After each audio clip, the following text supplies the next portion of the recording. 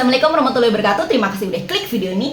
Pernah nggak sih kalian ngerasa udah bertahun-tahun kerja di suatu perusahaan tapi statusnya masih kontrak, terus tanpa adanya kejelasan yang pasti? Atau pas baru masuk disuruh probation tapi nggak digaji dengan alasan masih belajar?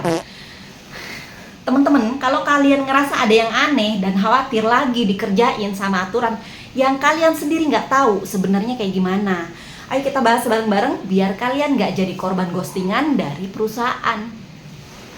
Hai, perkenalkan nama saya Yuli, saya advokat dari Jakarta yang saat ini manisnya rezeki merayu saya untuk tinggal dan berkarir di Surabaya. Bayangin, hubungan kerja itu kayak orang pacaran yang mau ke pelaminan biar sah di mata hukum. Nah, harus ada 3 unsur tuh. Kalau aja satu nggak ada, berarti itu bukan hubungan kerja, tapi cuma TTM alias temen tapi magang. Unsur yang pertama itu ada pekerjaannya, jadi jelas apa yang harus kita kerjakan. Terus selanjutnya ada perintah dari bos yang siapa, ada orang yang mengatur gimana pekerjaan tersebut dikerjakan. Terus selanjutnya ada upah, ini tuh yang paling penting, jadi ada duit yang masuk ke kantong kalian. Kalau kalian disuruh kerja terus tapi nggak digaji-gaji, itu namanya kerja sosial, bukan hubungan kerja. Jadi bisa dibedain ya. Nah, sekarang kita bahas status hubungan kalian. Ada 2 jenis nih, ada PKWT dan ada PKWTT. Kalau PKWT atau karyawan kontrak itu ibarat kalian sewa apartemen, ada tanggal kapan mulai dan ada tanggal kapan selesainya.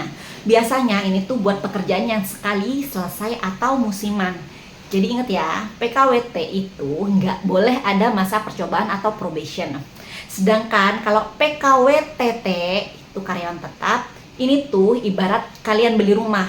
Jadi hubungannya jangka panjang sampai selesai. Nah, ini baru deh perusahaan boleh kasih masa percobaan.